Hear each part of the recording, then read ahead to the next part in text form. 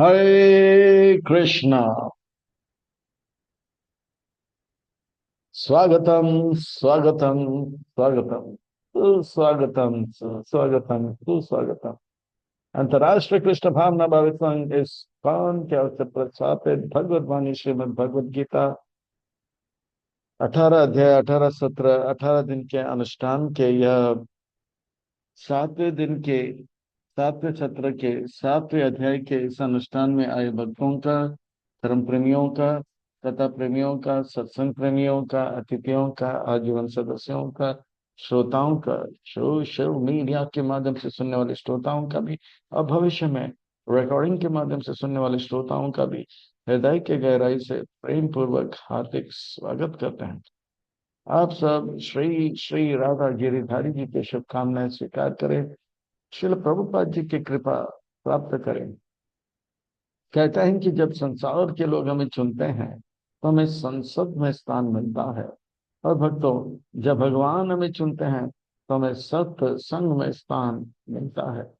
इसलिए जो भगवान से करे प्यार वो सत्संग से कैसे करे इनकार। जो प्रभुपाद जी से करे प्यार वो सत्संग से कैसे करे इनकार। भक्तों, आज हम आप सब अत्यंत ही भाग्यशाली है। श्री श्री राधा गिरधारी जी के परम अनुकंपा हेतु की कृपा महती कृपा से हम उनके छत्र छाया के अधीन आश्रय प्राप्त कर रहे हैं, और उनके चरण कमलों में सेवा का अवसर भी प्राप्त करें। और उन सेवाओं में भी मानव देह में प्राप्त होने वाली जो सर्वोच्च उत्कृष्ट सेवा है, वो सत्संग का लाभ हमें मिल रहा है।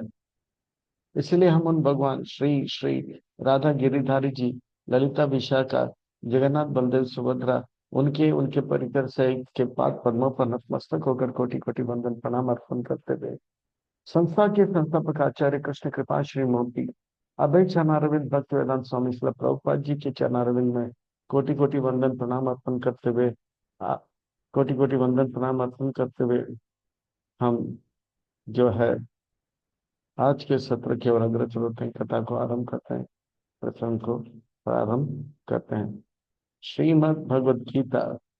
श्रीमद् भगवद गीता का अर्थ होता है सुंदर प्रेम का गीत। श्रीमद् भगवद गीता का अर्थ होता है सुंदर प्रेम का गीत।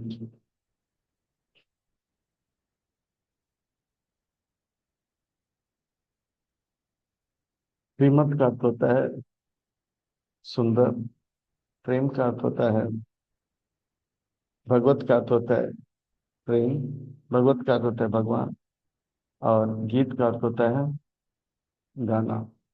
मैं तो कहता हूँ ये सुंदर प्रेम का गीत है।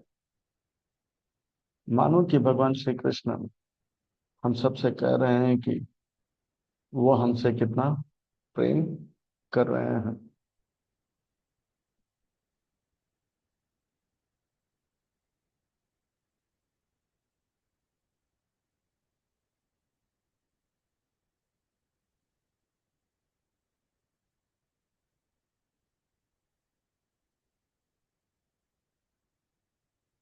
भगवान ये कह रहे हैं कि वे हमसे प्रेम करते हैं, और वो हमसे कह रहे हैं कि हम क्यों उनसे अलग हैं, क्यों कष्ट क्लेश दुख का अनुभव कर रहे हैं।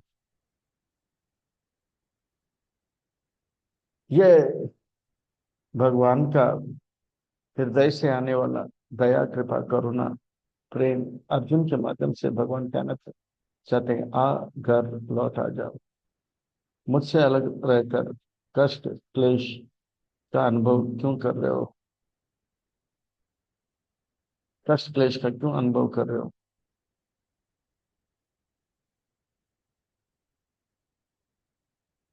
तो भगवत गीता के पहले अध्याय में अर्जुन जो है एक योजना बनाता है, जो भगवान की योजना से अलग होने के कारण वो बहुत परेशान हो जाता है, मिजरेबल, टेरिबल, और उनका जीवन हॉरिबल हो जाता है।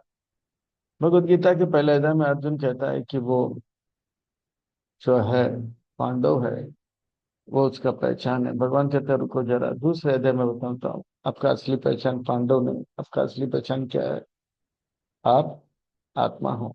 भगवत गीता के पहले अध्याय में अर्जुन कहता है कि कौरव मेरे दुश्मन है, तो भगवान कहते हैं रुको जरा, तीसरे अध्याय में बताते हैं कौन हमारे असली दुश्मन है। दुश्मन काम और क्रोध है, बाहर नहीं अंदर है।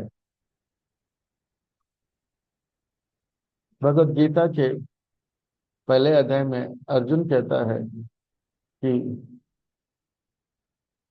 भगवत गीता के पहले अध्याय में अर्जुन कहता है कि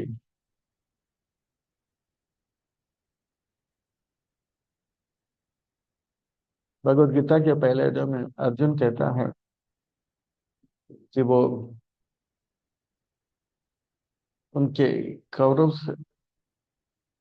पांडव सेना उनके अपने हैं, पर भगवान कहते हैं कि बताता हूँ, गुरु और भगवान जो है हमारे अपने हैं।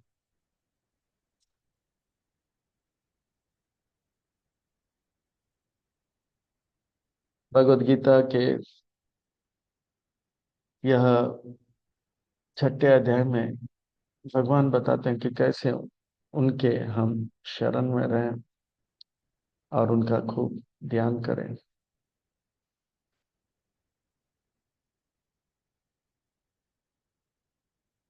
भगवत गीता के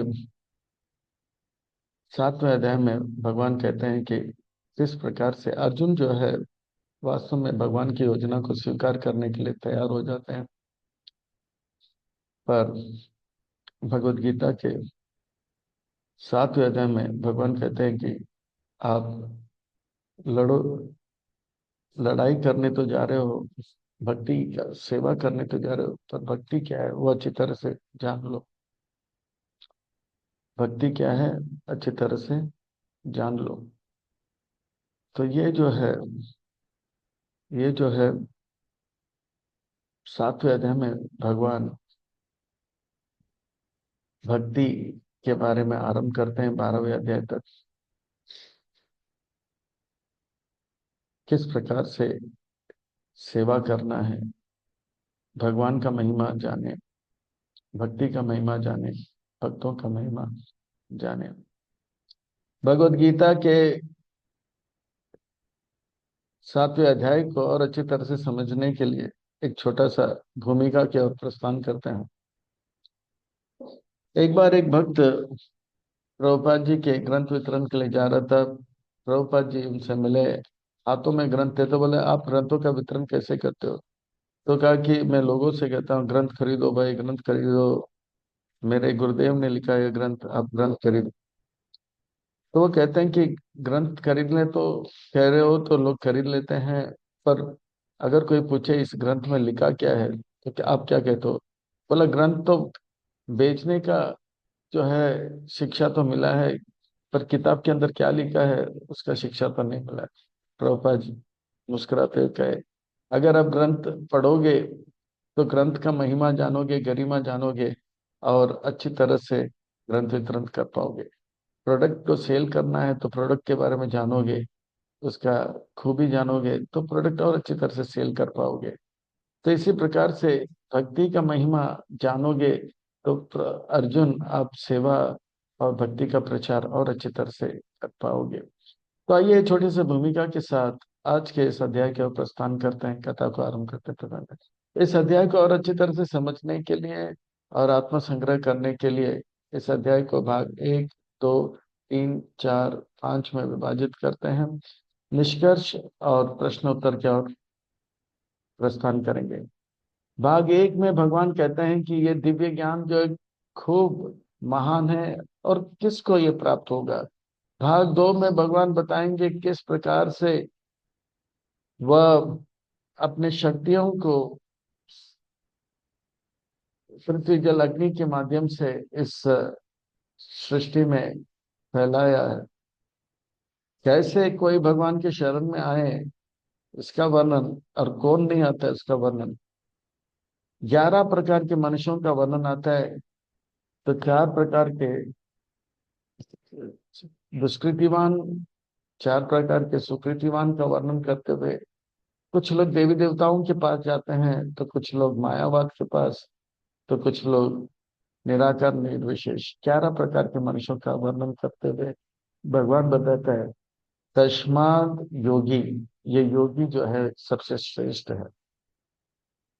और इस प्रकार से ये सुंदर अध्याय का महिमा गरिमा यह है कि इस अध्याय में अर्जुन कुछ नहीं कहता है।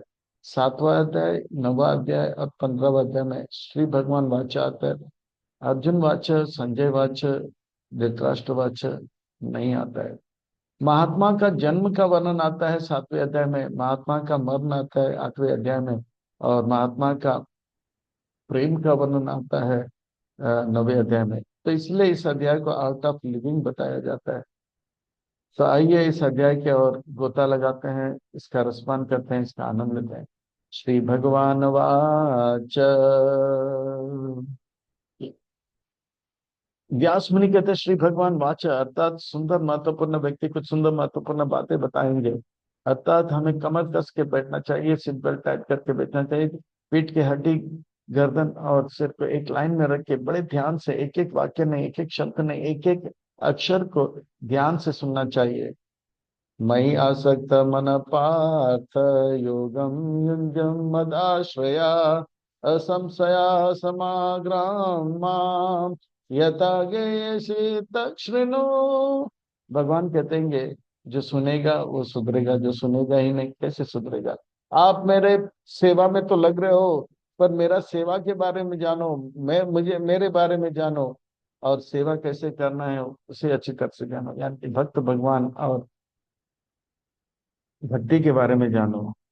मुझसे आसक्त हो जाओ, मेरा आसक्त हो जाओ। भगवान कहते हैं ऐसे आसक्त हो जाओ जैसे गोपियां भगवान के साथ आसक्त है। ये मन मुझे दे दो अर्जुन, ये मन मुझे दे दो। योग युंजुम मद आश्रया, और इस प्रकार से इस योग में का अभ्यास करो और पूरी तरह से आसक्त हो जाओ और पूरी तरह से कृष्णमय बन जाओ। ऐसा अगर करोगे आप मुझे प्राप्त करोगे, आप मुझे जानोगे, इसमें कोई संशय नहीं। ज्ञानम ते अहम सविज्ञानम इदम वक्ष्यामि अशेषता, यज्ञत्वा नेह भूयो अन्य ज्ञातव्यमवेशिष्यते।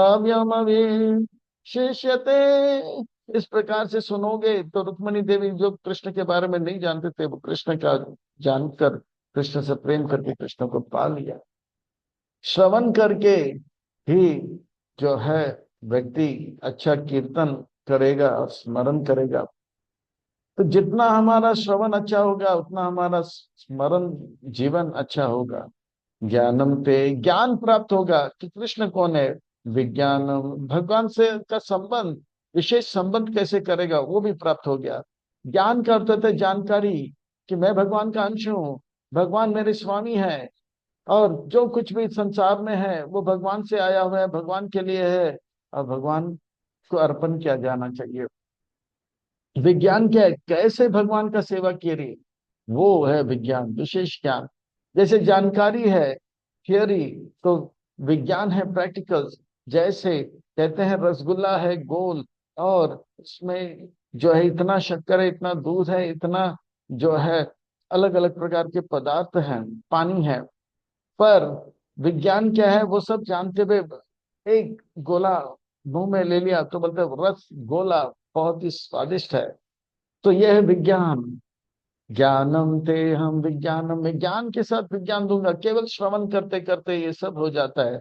इदम बक्ष्याम शेषता, ये बताने के बाद आपको और कुछ जानने की आवश्यकता नहीं। कितनी बड़ी बात कहते हैं भगवान।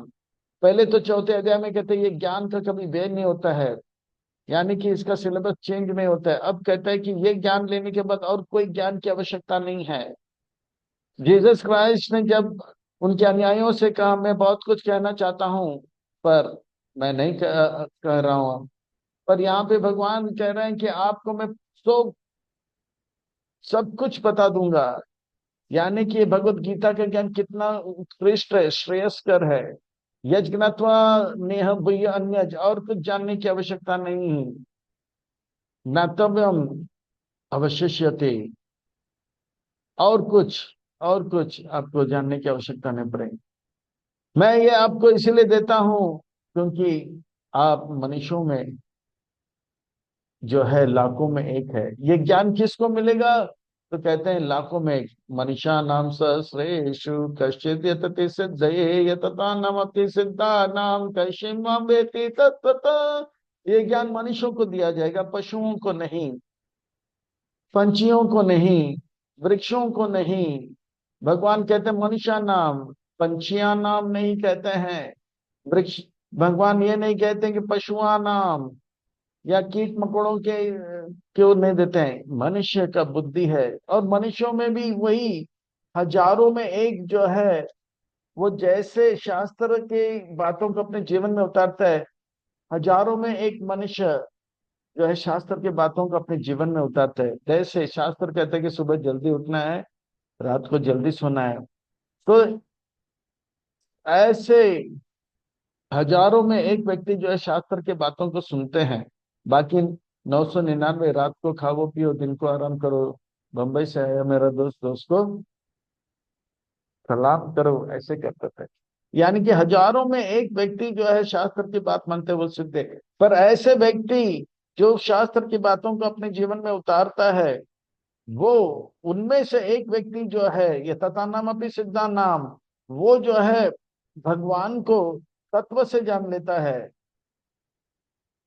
जन्म कर्म च मे दिव्यम एवं गो व्यति तत्वता त्यक्ता देहम पुनर्जन्म नायति। वो तत्व से जान लेता है। तद विनि प्रणिपाते न परिप्रश्न न सेवा उपदेश शांति ते ज्ञानम ज्ञानी न तत्व दर्शन। तो इस प्रकार से एक तत्वदर्शी से जुड़ने के बाद हजारों में एक शास्त्र के बातों को मानता है। ऐसे व्यक्ति जो शास्त्र को मानता है, ऐसे हजार में एक जो है कृष्ण को, यानी कि एक भक्त जो बन जाता है कृष्ण का, वो 10 लाख में एक होता है, लाखों में नहीं, 10 लाख में एक होता है। तो वो ज्ञान प्राप्त कर लेता है। पृथ्वी जल अग्नि वायु आकाश, ये सब जो है भगवान से, ये सब जो है भगवान से आता है। पृथ्वी जल अग्नि वायु आकाश, ये सब जो है भगवान से आता है, भगवान से आता है। भूमि अपान नलो वायु खम मन बुद्धिर एव च अहंकार इतियम में भिन्न प्रकृति अस्तदा। तो इस प्रकार से वो जान लेता है कि अ, वो जान लेता है कि पृथ्वी जल अग्नि वायु आकाश, ये सब जो है भगवान से आता है। और वो पृथ्वी को प्रणाम करता है, अग्नि को प्रणाम करता है, आकाश को प्रणाम करता है। और इस प्रकार से जो है वो भगवान का समझ के भगवान को आदर देता है। ये ज्ञान है। भूमि अपान वायु खम्मन बुद्धि रे बचा अहंकार इति में भिन्न प्रकृति अष्टधा। भगवान कहते हैं ये 8 चिद अष्टधा, ये जो है भिन्न है। जैसे एक जो है भिन्न का अर्थ होता है वो मेरा है, पर मुझसे थोड़ा भिन्न है। जैसे ये रुमाल मेरा है, तो इसे मैं कहीं पे भी फेंकूं मुझे ज्यादा फर्क नहीं पड़ता। कोई मरोड़े इसे या इसे निचोड़े, ज्यादा फर्क नहीं पड़ता है। पर मेरा हाथ मेरा है, तो उससे कोई निचोड़े तो दर्द होता है। मेरे मेरे में अंतर है, एक भिन्न है, फर्क नहीं पड़ता है। तो पृथ्वी जल अग्नि वायु आकाश, ये सब मुझसे आता है, ये मेरा है। इतनी बड़ी बात कोई कह सकता है कोई माइका लाल जो कह सकता है? पर भगवान कहता है पृथ्वी जल अग्नि मुझसे आता है। हम भी बोलते हैं सॉलिड लिक्विड और गैस सुबह सुबह मेरे पेट से भी निकलता है। पर यही सॉलिड लिक्विड गैस तब निकलेगा जब हम कुछ खाएंगे पिएंगे। अगर नहीं खाएंगे तो सॉलिड लिक्विड गैस के जगह पे आत्मा ही शरीर से निकल जाएगा। तो पर भगवान किसी पे निर्भर नहीं है। पृथ्वी भगवान से, जल भगवान से, भिन्न प्रकृति ये 8 है। इसके परे भगवान कहते हैं अपरायम इतस्ते अन्य प्रकृति विधि में पराम जीव भूत महाभाव या इदम धार्यते जगत। इसके सिवा ये 8 चीज जो है स्थूल है, ग्रॉस है, इसमें चेतना नहीं है, अचेत है। इसके परे आत्मा है, ये इन सब से श्रेष्ठ है। क्योंकि क्योंकि ये ये जो है इसके अंदर चेतना है, आत्मा के अंदर, जीवात्मा के अंदर, जीव के अंदर चेतना है। जीव बुत महाभाव, हे अर्जुन आप महाभाव हो। या इदम धार्यते जगत, आत्मा के स्तर पे जियो तो असली महाभाव मानूंगा मैं आपको। क्योंकि ये बाकी 8 चीजों को अपने बस में करते हैं। तो इस प्रकार से ये जीने की कला भगवान सिखाते हैं कि पृथ्वी को देखो, अग्नि को देखो, जल को देखो तो भगवान को स्मरण करे। जैसे एक माँ अपने बेटे को हॉस्टल में जब चले जाती है तो उनके कमरे में आते हैं तो ये टेबल मेरा बेटा का है, ये बेड मेरे बेटे का है, ये रुमाल मेरे बेटे का है, जूता मेरा बेटे का है। क्योंकि वो माँ अपने बेटे से प्यार करते हैं, इसलिए जो कुछ भी अपने बेटे का देखता है तो बेटे को स्मरण करते हैं। पर वहीं पे एक काम वाली बाई आ जाती है, हाउस कीपिंग करने वाले आते हैं, उनको पूछो ये टेबल किसका है, उनको कुछ पता नहीं, क्योंकि वो प्रेम नहीं है। इसी प्रकार से भगवान के भक्त जब भगवान से प्रेम करते हैं, पृथ्वी जल अग्नि वायु आकाश को देखकर भगवान को स्मरण करते हैं, ये मेरे प्रिय भगवान का है। यह है आर्ट ऑफ लिविंग। पर पृथ्वी जल अग्नि वायु और जितने भी जीव हैं उनसे श्रेष्ठ एक और जो है, भगवान कहते हैं कि मैं इन दोनों का स्रोत हूँ और मैं इन सबसे श्रेष्ठ हूँ। एताद्योनानि भूतानि सर्वाणि उपधारया अहम कृष्ण स जगत प्रभव प्रलयस्तथा। ये दोनों, चाहे वो अचेत हो या चेत हो, दोनों से का स्रोत मैं हूँ और दोनों का पालन मैं करता हूँ, नाश भी मैं करता हूँ, और मैं उन सबसे श्रेष्ठ हूँ। इतनी बड़ी बात आज तक किसी ने नहीं कहा। मत परत्रम न अन्यद किंचिद अस्ति धनंजया मयि सर्वमिदं प्रोक्ताम सूत्रे मणिगण इहा। चाहे वो पृथ्वी हो, जल हो, अग्नि हो, वायु हो, आकाश हो, मन हो, बुद्धि हो, अहंकार हो या आत्मा हो, वो सब मेरे आज्ञा से कार्य करते हैं। एक पत्ता भी मेरे आज्ञा के बगैर, मेरे जो है आज्ञा के बगैर एक पत्ता या एक कण भी हिल नहीं सकता है। मैं सबसे श्रेष्ठ हूँ, मैं इतना बड़ा हूँ। ये शिव जी भी नहीं कहते हैं, ब्रह्मा जी भी नहीं कहते हैं, दुर्गा जी भी नहीं कहते हैं, गणेश जी भी नहीं कहते हैं। जो कम बुद्धि वाले होते हैं, जो अज्ञान में कभी कहते हैं मैं ग्रेट महान हूँ। एक बार प्रभुपाद जी प्रवचन देते, कृष्ण जो है भगवान है और वो सबसे महान है। तो एक व्यक्ति नशे में था, ड्रग्स के हिप्पियों को दे रहा था, वो कहता है मैं भगवान हूँ, मैं सबसे महान हूँ। तो प्रभुपाद जी ने कहा ठीक है भगवान जी, बैठ जाइए और प्रवचन सुनिए। तो नशा जब उतर गया उसका तो बोला कृष्ण भगवान है।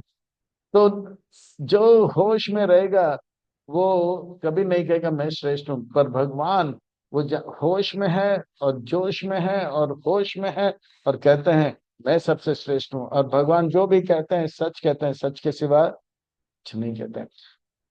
हम किसी से नहीं है कम, ये कहने का हिम्मत केवल भगवान को है। हमसे बढ़कर कौन, ये कहने का हिम्मत भगवान का। असम उर्दू, भगवान के समान कोई नहीं। तो कहते हैं कि उनसे भगवान से बढ़कर, तो बोलता है उर्दू, उनसे बढ़कर भी कोई नहीं। इस संसार में पृथ्वी हो, जल हो, अग्नि हो, वायु हो, आकाश हो, सब कुछ भगवान के नियंत्रण में है। अपना हाथ जगन्नाथ, भगवान के हाथ हर चीज में है। मई सर्वम इदम प्रोक्तम, जो कुछ भी इस संसार में घट रहा है उसके पीछे भगवान का हाथ है। ये भक्त देख सकते हैं। जैसे सूत्रे मणिगण इह, जैसे एक मणि होता है, एक बच्चा देखेगा अरे वाह एक मणि दूसरे मणि से बहुत अच्छी तरह से चिपका हुआ है, अरे वाह बहुत ही सुंदर है, सॉलिड है। सर, सूत्र मणि गणिया, बुद्धिमान व्यक्ति कहते हैं मणि मणि से नहीं चिपका हुआ है, वो एक दूसरे के साथ ऐसे ही लगा हुआ है, क्योंकि उसके पीछे एक रस्सी है। इसी प्रकार से अज्ञानी नहीं जानता है कि हर चीज के पीछे भगवान का हाथ है, और ज्ञानी जानता है। इतनी बड़ी बात केवल भगवान कह सकता है कि मेरा हाथ सब चीज में है।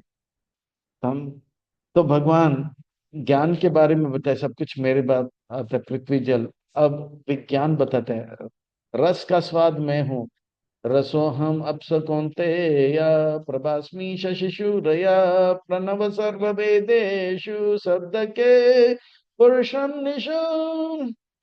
पानी के अंदर जो स्वाद है वो मैं हूँ, कोई कह सकता है, पानी में मैंने स्वाद की मैं हो सकता हूँ। जितना पानी पवित्र होता है उतना मीठा होता है, सड़ा हुआ पानी में उतना मीठास नहीं होता है। प्रभास्मी शशि सूर्य, सूर्य के अंदर से प्रकाश आता है, वो प्रकाश जो है सूर्य के अंदर मैं देता हूँ, पानी के अंदर स्वाद मैं देता हूँ। प्रणव सर्व वेदेशु, ये ओम जो है वेदों में मैंने पढ़ा, और ओम मैं हूँ। शब्द के पुरुषों निशु, आकाश में खे शब्द होता है और वो शब्द मैं हूँ। तो इतना बड़ा बात कोई कह नहीं सकता है। और भगवान कोई झूठ नहीं कर रहा है, सब कुछ भगवान से आया हुआ है, तो जो कुछ भी भगवान से आया, भगवान कहते हैं उसमें भी मेरा जैसा शक्ति है, इसलिए मैं हूँ। पुण्य गंधम पृथ्वी च तेजस्मिन् विभवशो, जीवनम सर्वभूतेषु तपस्यास्मिन् तपस्विषु। फूलों में सुगंध कहाँ से आता है? वो भूमि से आता है, पर भूमि के अंदर सुगंध कौन डालता है? भगवान कहते हैं मैं डालता हूँ। तो भूमि में, जो भूमि में सुगंध ज्यादा है तो वो पवित्र है, जो भूमि में दुर्गंध आता है वो अपवित्र है। भूमि भूमि का प्रभाव रहता है।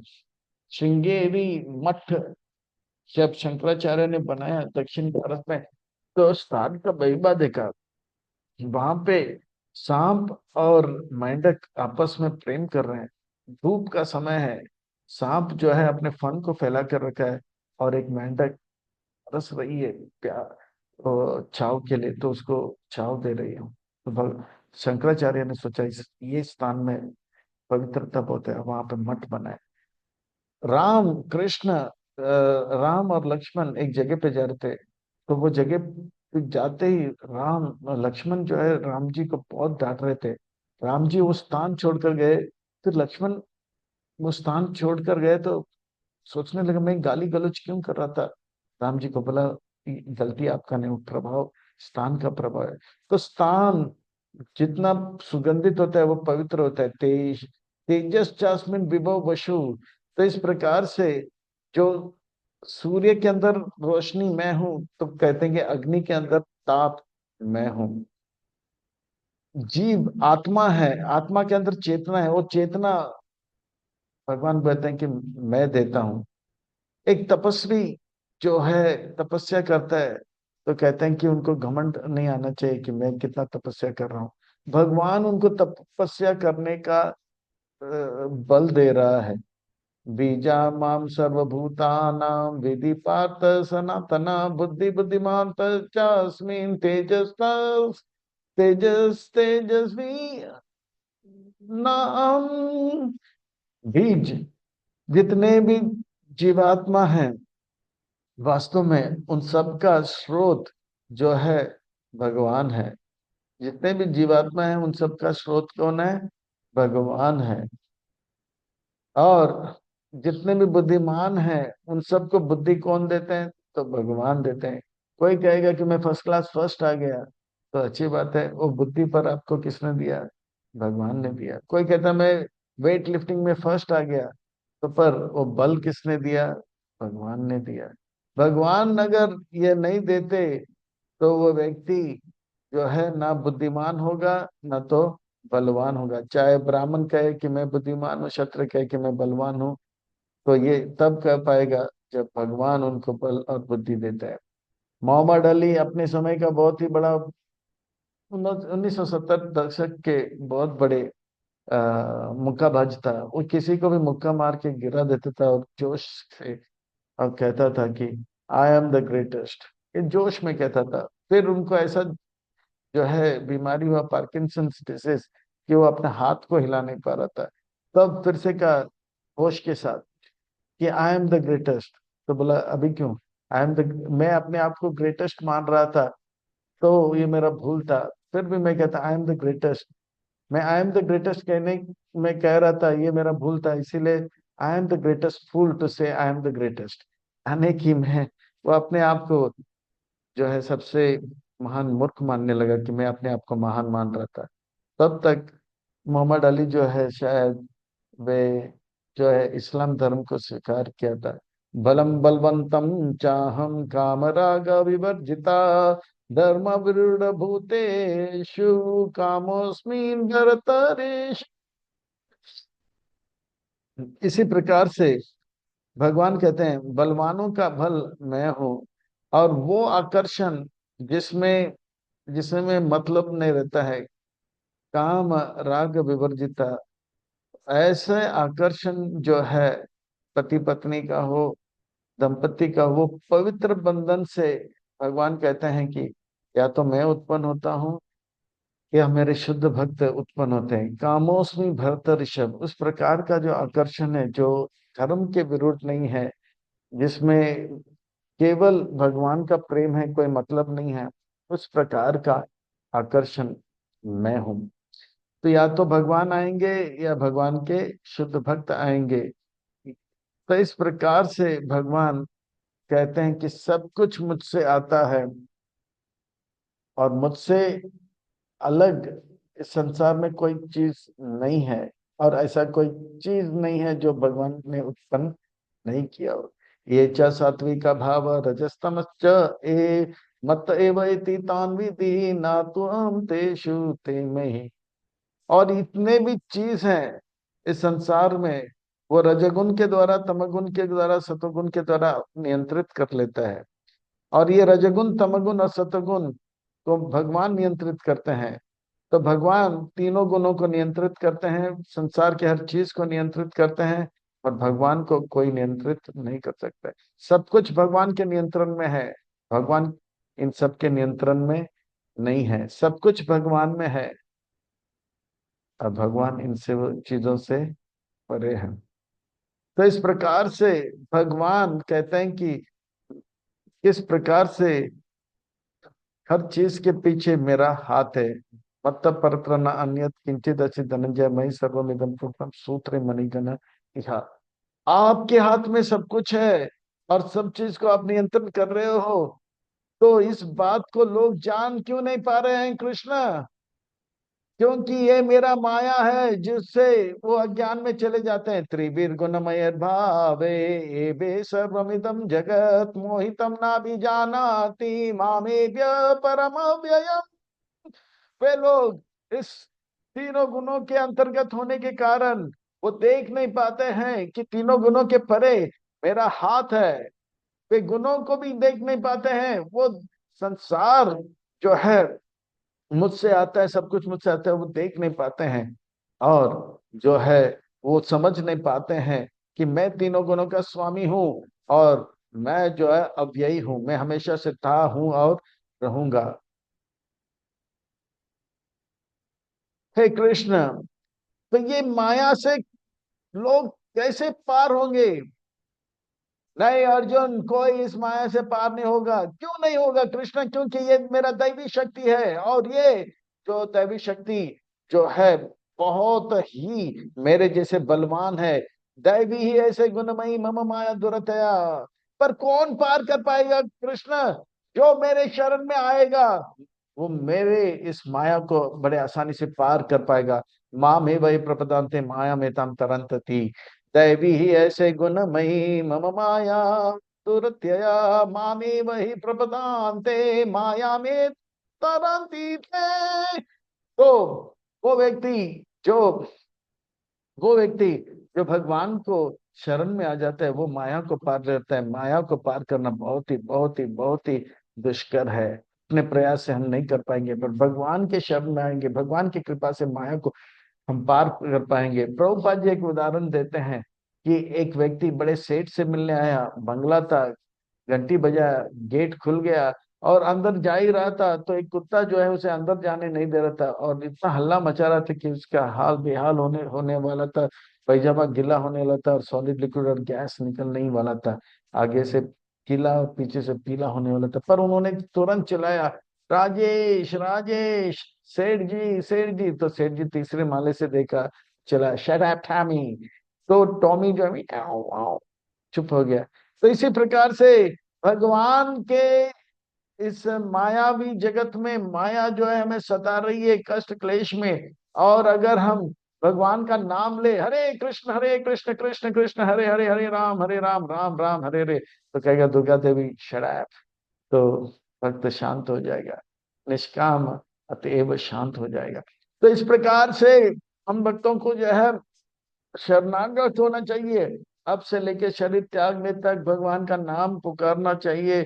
सततम कीर्तयन्त माम, 9वें अध्याय में भगवान बताएंगे, ताकि माया के चुंगल से भगवान माया देवी को शटाप करेंगे। और हम अगर इस प्रकार से बड़े आसानी से माया को पार कर सकता है, तो हर बुद्धिमान व्यक्ति आपके शरण में आएगा। कृष्ण नहीं, अर्जुन नहीं, 4 प्रकार के लोग मेरे शरण में कभी नहीं आते हैं।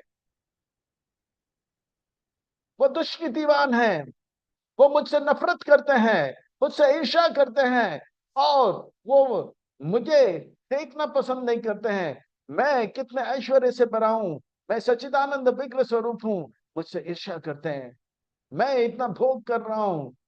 नामाम दुष्कृतिनो मूढ़ा प्रपदन्ते नराधमा मया परित ज्ञान मासुरम भावमाश्रिता। ये 4 प्रकार के दुष्कृतिमान है, जो मूढ़ होते हैं। बोलते हैं कि पापी पेट का सवाल है, मेहनत करते हैं गधे जैसे, और कहते हैं कि अगर हम मेहनत नहीं करेंगे तो हम खाएंगे कैसे। गधा को पता नहीं कि घास चारों ओर है, ऊपर धोबी का भार उठाता है, कहता है कि धोबी जब तक खिलाएगा नहीं मैं खा नहीं पाएगा। वो नहीं देख पा रहा है कि बकरी खा रहा है, भैंस खा रहा है, गाय खा रहा है, हाथी खा रहा है, चींटी खा रहा है, पर वो कहता है कि इसी प्रकार से वो मूढ़ व्यक्ति कहता है कि भगवान सबको खिला रहे हैं, एक चींटी से लेके हाथी तक। कहने वाले बड़े सुंदर बात कहे, दास मलुक कह गए सबका दाता राम। पंछी करे न पंछी करे अजगर करे ना चाकरी, पंछी करे ना काम, दास मलुक गए सबका दाता राम। पर नहीं करते हैं। वो कहते हैं कि वो कहते हैं कि मैं मेहनत करूंगा, मैं मेहनत करूंगा। मंदिर आओ तो मतलब मंदिर आने के लिए समय नहीं। वो मूड व्यक्ति नेटफ्लिक्स में फिल्म देखने के लिए उनके पास समय है, इधर उधर के गपशप करने के लिए समय है, पर भगवान के बारे में सुनने के लिए, भगवान के बारे में कहने के लिए उनके पास समय नहीं है। दूसरा श्रेणी के जो दुष्कृत है, वो बड़े परिवार में जन्म लेते हैं, उनके पास समय रहता है, मेहनत करने की आवश्यकता नहीं, फिर भी वो कहता है कि भगवान के पास वही जाता है जो पाप करता है। हम ही भगवान है तो हम क्यों जाएंगे उनके पास। वो इतना बड़प्पन करते हैं, वो क्लब में जाते हैं, गोल्फ क्लब में जाते हैं, लायंस क्लब में जाते हैं, ये रोटरी क्लब में जाते हैं, बड़े बड़े क्लबों में जाते हैं, पार्टी में जाते हैं, पर भगवान के मंदिर में सत्संग में नहीं आते। उनके अंदर सुंदर जन्म मिला है, पर वो नरों अधम है, क्योंकि इनके आदत अधम है। तीसरे प्रकार के दुष्कृत जो है, जो मेरे पास शरण में नहीं आते हैं, वो है माया परित ज्ञानम। भगवान ने उनको सुंदर बुद्धि दिया है, वो साइंटिस्ट बन जाते हैं, लेख लिखते हैं, स्टोरी लिखते हैं, पर वो कहता है कि भगवान मर गया है। वो कहता है कि अरे बारिश आया है तो इसमें भगवान का हाथ कहाँ है। समुंदर जो है वो सूख गया है ताप से, सूर्य के ताप से, और बादल बन गया है, और बादल जो है वो जो है बादल जो है ठंडा होने के बाद वो बारिश बरसना, इसमें भगवान का क्या बात है। कहाँ है भगवान। पिक्चर बताओ भगवान का। माया परित ज्ञानम। और चौथा प्रकार के दुष्कृत जो है, वो हिरण्यकशिपु जैसे, रावण जैसे, कंस जैसे मुझे मारना चाहता है, आसुरी भाव आश्रित है। ये 4 प्रकार के लोग मेरे शरण में नहीं आते। ओ कृष्ण, तो कौन आपके शरण में आते हैं। 4 प्रकार के लोग मेरे शरण में आते हैं अर्जुन। चतुर्विधा भजन्ते माम जन सुकृतिनो अर्जुना, अर्थ जिज्ञासु अर्थाते ज्ञानी च भरतर्षभ। 4 प्रकार के लोग मेरे शरण में आते हैं, वो सुकृतिवान है। पहला जो है वो जो है कष्ट में है। मेरी माँ बीमार है, मेरे पिताजी बीमार है, मैं बीमार हूं, या मेरे भाई बहन बीमार है, या मेरे बच्चे बीमार है, वो बोलते भगवान हमें ये कष्ट से निकालो, जैसे गजेंद्र ने। या दूसरा कहते हैं कि मुझे धन चाहिए, धन चाहिए, धन धनाधन धन चाहिए, ऐसे ध्रुव महाराज ने कहा था।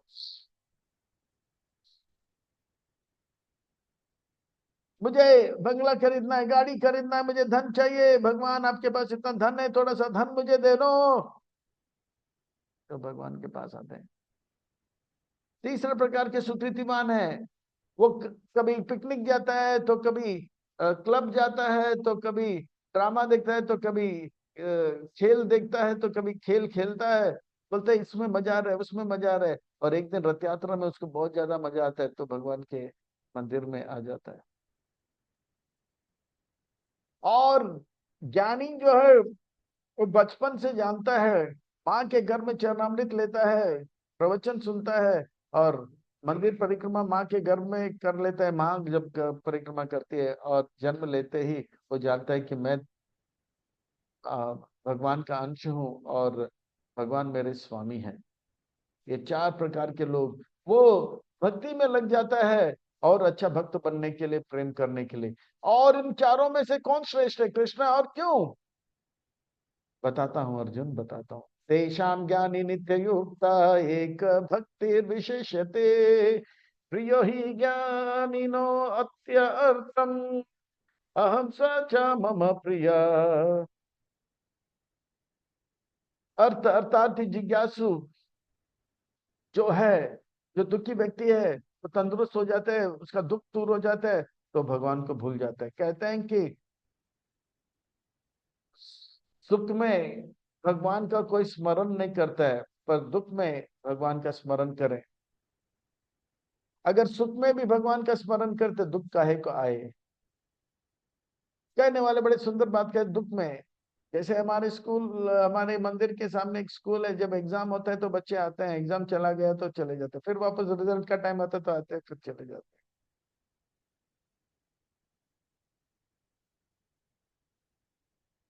इसी प्रकार से धनवान व्यक्ति को धन जब मिल जाता है, वो घमंडी हो जाता है, अब वो भगवान को ही भूल जाता है जिनसे वो सारा धन मिला है।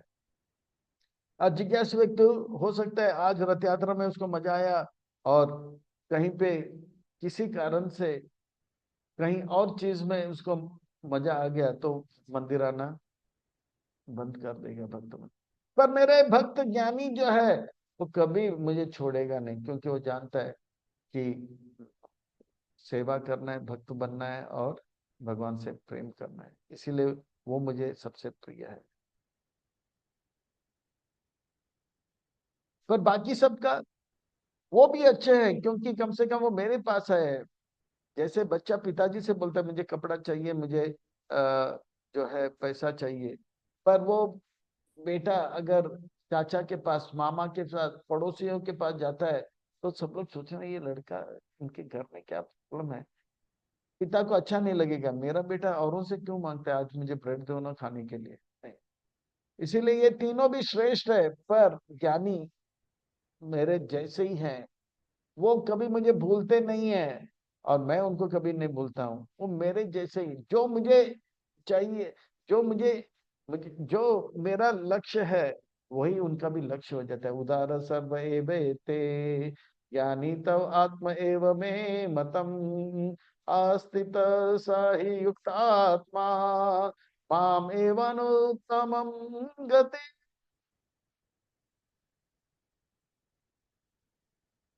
जैसे पिताजी का मनोभाव होता है कि किस प्रकार से अपने बिजनेस को बढ़ाना है, उसी प्रकार से एक श्रेष्ठ बालक तरह का भी वैसे इसी प्रकार से ज्ञानी जो है वो श्रेष्ठ बालक की तरह भगवान की योजना को अपना योजना बना लेता है।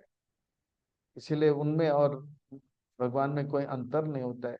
और वो जीते जी जो है, वो परम सुख का, कृष्ण का कृपा का लाभ प्राप्त करेगा, और देह त्यागने के बाद परम धाम, भगवान का धाम को प्राप्त कर लेगा।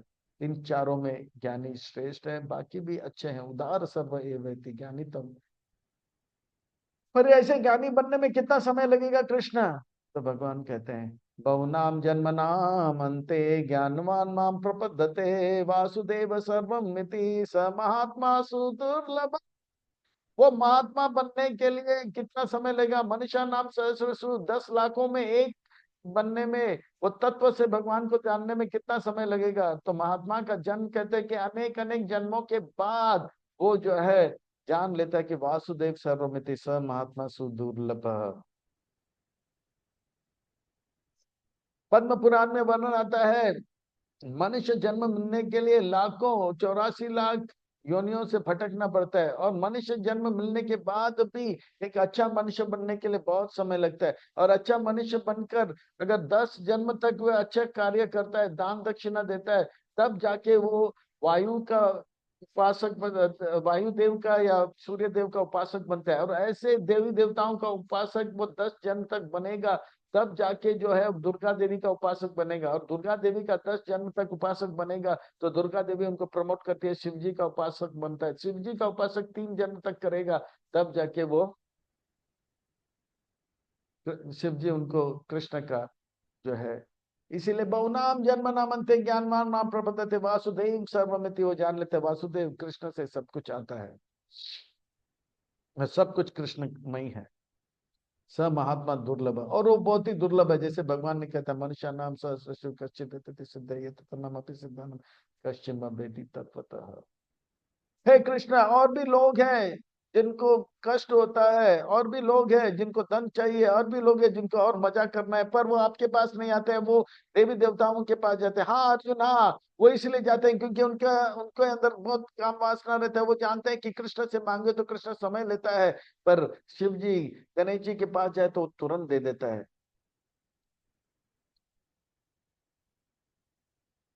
भगवान देते हैं, कोई बता एरोप्लेन दो, एरोप्लेन दो, एरोप्लेन दो, भगवान उनको देते हैं। एरोप्लेन तो देंगे, पर एरोप्लेन देने से पहले उनको पायलट बनाएंगे, पहले एरोप्लेन को कैसे सिखाना है वो बता देंगे। पर शिव जी से मांगो, बोले ये आदमी बहुत तंग कर रहा है, चले एरोप्लेन दे दो। वो एरोप्लेन लेके जाते, फिर ब्रेकिंग न्यूज आते थे एरोप्लेन ब्रेक हो गया, उसके अंदर जो भी था वो भी ब्रेक हो गया। पर भगवान जब देंगे तो देने के साथ उसे कैसे इस्तेमाल करना है वो भी ज्ञान देंगे, इसीलिए वो समय लेते। पर इनके पास समय की कमी है, नहीं नहीं अभी चाहिए, अभी चाहिए। कामयते स्ते हित ज्ञान प्रबदन्ते अन्य देवता ताम ताम निय आस्ताय प्रकृति नियत स्वयं। और इस प्रकार से उस देवी का, उस देवता का जो भी नियम है उनको प्रसन्न करने के लिए वो करने लग जाता है। मैं उनको मना नहीं करता हूँ, देवी देवता के पास जा रहे हैं ना, अच्छी बात है। क्योंकि जैसे पद्म पुराण में बताया गया है कि वो 10 जन्म कोई देवी देवता का उपासक बनेगा, फिर दुर्गा देवी का 10 जन्म, फिर उसके बाद वो आएगा, पर 30-40 जन्म के बाद आएगा। यो यो यम यम तनु भक्ता श्रद्धया अर्चितम इच्छति तस्य तस्य अचलम श्रद्धाम ताम एव विद। और उनके अंदर उस देवी के प्रति जो श्रद्धा है, जैसे मंगलवार के दिन गणेश जी के पास जाना है तो वो नंगे पांव यहाँ से सिद्धिविनायक चला जाता है, भूखा रहता है, उनका दर्शन करता है, फिर बाद में प्रसाद इत्यादि लेता है। वो श्रद्धा, वो जो है, भगवान कहते हैं मैं उनके अंदर उत्पन्न करता हूँ। सतया श्रद्धया युक्ता भी ददामी हम, भगवान कहते हैं विशेष रूप में उनके अंदर वो श्रद्धा मैं उत्पन्न कराता हूँ। सतया श्रद्धया युक्ता तस्य आराधनम इहते लभते तच्च तथा काम मया एव विहितम्। फिर कहते हैं कि वो देवी देवता के द्वारा उसको धन मिले या जन मिले या यश मिले, जो भी मिलता है वास्तव में वो देवी देवता को मैं देता हूँ और वो देवी देवता उनको देते हैं। यानी कि वो श्रद्धा भी भगवान देते हैं देवी देवता के उपासना करने के लिए, और देवी देवता जो उनको धन इत्यादि देते हैं वो भी भगवान देते हैं। क्योंकि भगवान मालूम है आज नहीं तो कल, पर जरूर वो मेरे पास आएगा 20 जन्म के बाद, पर लंबे समय के बाद। पर कृष्ण आपके भक्त लोग तो है एकादशी के दिन भी व्रत व्रत नहीं करते हैं, एकादशी का उपवास का प्रसाद करके चैंटिंग डांसिंग फेस्टिंग करके नाचते गाते थे। सुबह मंगल आरती में नाचते, फिर गुरु वंदना में नाचते, फिर संध्या आरती में नाचते, राजभोग में नाचते, नाचते नाचते वो लोग तो व्रत इत्यादि भी इतने ठीक से नहीं करते हैं, और केवल प्रसाद खा खा के आपके धाम को प्राप्त कर लेते हैं। देवी देवता का उपासक बहुत मेहनत करते हैं, कष्ट करते हैं, व्रत करते हैं, उपवास करते हैं, और उनको जो है देवी देवताओं का धाम मिलता है। जो देवी देवता का धाम बाद में नाश हो जाए, और आपके भक्त जो है आपका भक्ति करके आपके धाम जहाँ पे शाश्वत सुख का अनुभव करते हैं, यानी कि कम मेहनत करते हैं और ज्यादा लाभ लेते हैं, तो देवी देवता के उपासक बहुत मेहनत करते हैं और ऐसा फल मिलता है जो कि वो भी नाश हो जाते हैं। ये पक्षपात है कृष्ण, वो पक्षपात है। ऐसा क्यों करते हैं? नहीं अर्जुन नहीं, मैं कोई पक्षपात नहीं करता है। अंतवत्तु फलम तेषां तद्भवति अल्पमेधसाम् देवां देव यजो यान्ति मद्भक्त यान्ति मामपि। जो देवी देवता का उपासना करेगा वो देवी देवता के धाम के पास जाएगा, जो मेरा उपासना भक्ति करेगा वो मेरे पास आएगा। ये कोई जो है पक्षपात नहीं है। देवी देवता खुद जो है शाश्वत नहीं है, उनका धाम शाश्वत नहीं है, उनका फल शाश्वत नहीं है, तो उनका उपासना करके जो भी फल प्राप्त करके धाम प्राप्त किया वो भी शाश्वत नहीं रहेगा। पर मैं शाश्वत हूं, मेरा भक्ति शाश्वत है, इसलिए मेरे पास भक्ति करने वाले को शाश्वत फल मिलता है। इसमें कोई पक्षपात नहीं है अर्जुन। मेरे भक्त जो है भक्ति करता है, और इसीलिए कृष्ण भक्त बड़ा चतुर, कृष्ण के भक्त जो है कम समय में ज्यादा लाभ प्राप्त करते हैं। इसलिए हम सब भक्तों को चतुर बनना चाहिए, कृष्ण भक्ति करना चाहिए, कम समय में ज्यादा लाभ प्राप्त करके अब से लेकर शरीर छोड़ने तक इतना अच्छा भक्त बनना चाहिए, वैष्णव अपराध से बचते रहना, अपने जीवन को सार्थक करना चाहिए, हमें कटिबद्ध हो जाना चाहिए। है कृष्ण चार प्रकार के दुष्कृतिवानों का वर्णन किया, चार प्रकार के सुकृतिवान का वर्णन किया, और देवी देवता के उपासक का भी वर्णन किया। पर कुछ लोग जो है वो जो है कहते हैं कि भगवान का कोई आकार नहीं है, और निराकार है, निर्विशेष है। वो जो है जब माया में आते हैं तो उनको आकार मिलता है। वो कहते हैं कि भगवान अव्यक्त है। तो यहाँ ये जो है 10वें प्रकार के लोग हैं, इसे मैं मायावादी कहता हूँ। अव्यक्त व्यक्तम आपन मन्यते माम अबुद्धया परम भाव जानान्तो माम अव्ययम अनुत्तम। ये जो है ये लोग मानो कि बहुत ही बड़े बदमाश है। मेरा इतना सुंदर रूप है, सच्चिदानंद विग्रह स्वरूप है, पर वो कहते हैं कि मेरा हाथ नहीं, मेरा पांव नहीं है। वो कहते हैं कि माया में आने की जब आते हैं तो साकार रूप मिलता है, और माया जब नहीं रहता है तो हम माया के परे हो जाते, फिर से निराकार हो जाता है। वो कहते हैं कि हम भी भगवान हैं, जितने भी लोग भगवान हैं, क्योंकि माया के चुंगल में आए इसलिए हम साकार हो गए, और जिस दिन हम निराकार हो जाएंगे हम भी भगवान हो जाएंगे। ऐसे लोग जो है कम बुद्धि वाले होते हैं, वो नहीं जानते हैं कि मेरे परम भाव को, कि मैं हमेशा से साकार था, हूं, हाँ और रहूंगा। माम अव्ययम मेरे उत्तम गति को नहीं जान पाते हैं।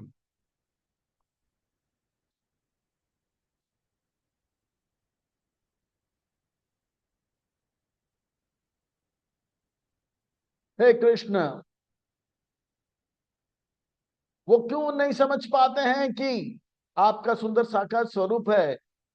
इसलिए क्योंकि वो मुझसे ईर्ष्या करते हैं, और ज्ञान में उनको नहीं देना चाहता हूं। ना हम प्रकाश सर्वस्व योग माया समावृता मूढ़ोयम ना भी जानाति लोक माम अजम अव्ययम। मैं उनको ये ज्ञान नहीं देता हूं कि मैं अजन्मा हूं और मैं अव्यय हूं।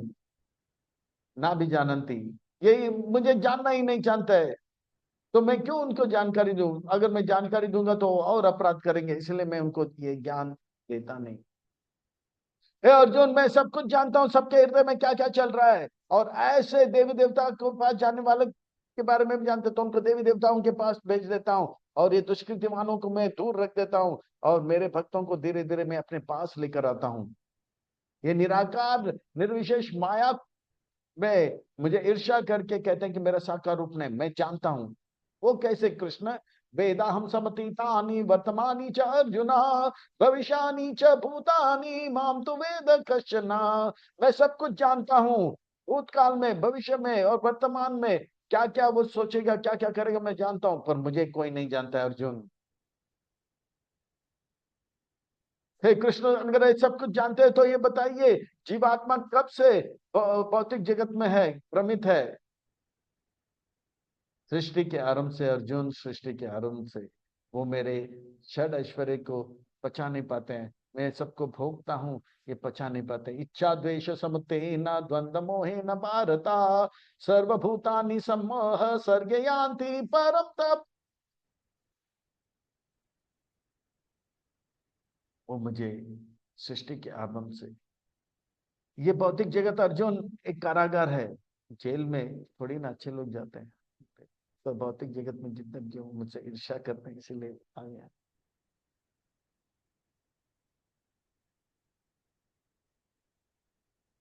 ऐसा करूंगा शुरू से। कुछ लोग कहते हैं बच्चे मन के सच्चे हैं, ये गलत है। अगर अच्छे होते तो जेल में कैसे?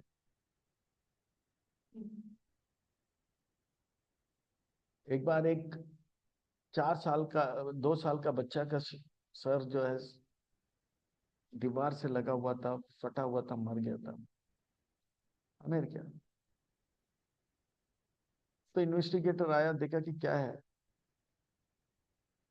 तो माता पिता सैटरडे नाइट पिक्चर देखने गए थे, बेबी सीटर को बोला था, बेबी सीटर बॉयफ्रेंड से बात करने के लिए, इतना में ये सब घटना घटी। 3 दिन हो गया, कुछ पता नहीं लग रहा है। तो वो इन्वेस्टिगेटर जो था वो थोड़ा बुद्धिमान था, देखा कि 4 साल का बच्चा घूम रहा है। तो बोला बेटा ये सब क्या है, मालूम है? बोला नहीं। बोला चॉकलेट दूंगा तो दूंगा। तो 3 चॉकलेट दिया। तो बोला कि बताओ। बोला ये जो है ना बच्चे को, हाँ सर जो है फूटा हुआ है, वो मैं नहीं मारा। बोला क्यों? बोला चॉकलेट दो तो खिलाए। बोला कि जब से ये बच्चा पैदा हुआ, मेरी माँ मेरे पिताजी उसको ज्यादा ध्यान दे रहे हैं और मुझको नहीं। मैं बोला ना रहेगा बांस ना बजेगा बांसुरी, तो इसी को मार दिया। बोला और एक चॉकलेट दो, तो दिया। तो देखिए ये बच्चे में इतना नफरत कहाँ से है यार? तो इच्छा द्वेष समुते न द्वंद्व मोहे न पारता। तो ये लोग सुधरेंगे कैसे कृष्ण? ये सुधरेंगे अर्जुन, मैं आऊंगा या मेरे भक्तों को भेजूंगा। प्रभुपाद जी जैसे भक्त जाएंगे, एशम अंतगतम पापम जनानाम पुण्य कर्म नाते दत्तमोह निर्मुक्ता भजन्ते माम दृढ़व्रता। ऐसे मेरे शुद्ध भक्त प्रभुपाद जी रथ यात्रा, जन्माष्टमी और उत्सव मनाते हैं, सत्संग करते हैं, जिससे कि भक्तों को भक्त बनने का मौका मिलता है, उनका सेवा करने का मिलता है। इस प्रकार से जब वो पुण्य कार्य करते हैं, ऐसे करते करते करते पुण्य करते करते करते उनको जो है भक्ति उन्मुख सुकृति मिल जाता है। और इस प्रकार से द्वंद्व मोहे न भारता, तो जो है पुण्य संकृत कर लेता है, पाप से मुक्त हो जाते हैं और भजन में लग जाते हैं। प्रभुपाद जी का वर्णन इस श्लोक में किया गया है। और इस प्रकार से जरा मरा मोक्षाय मामाश्रित यतन्ति ये ते ब्रह्म तद्विदु कृष्णम आध्यात्म कर्म चाकिलम।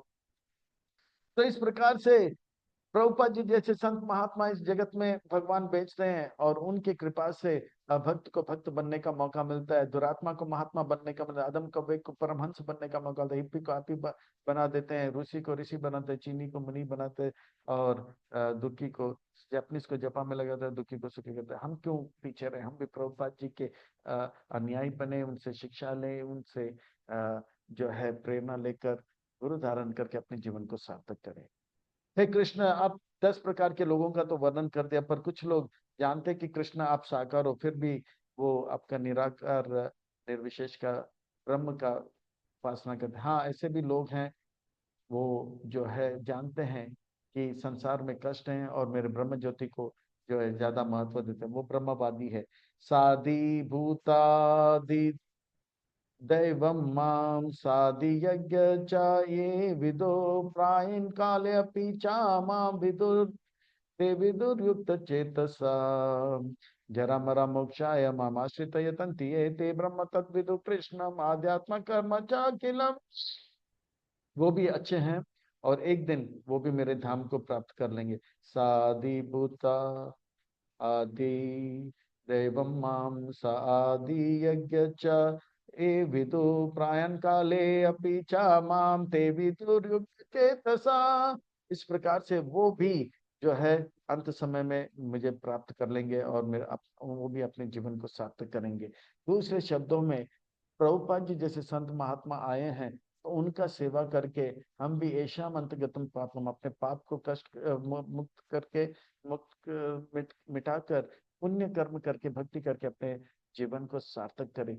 अब से लेकर शरीर छूटने तक हमें कटिबद्ध होना चाहिए, भक्ति करके अपने जीवन को सार्थक कर लेना चाहिए। हरे कृष्णा, अभी नहीं तो कभी नहीं, तो बहुत बहुत तीव्रता से आगे बढ़ना है। तो ये जब करेंगे तो ये सुंदर मौका में मिला है, अभी नहीं तो कभी नहीं, तो इसे लेकर जीवन सार्थक करें। हरे कृष्णा।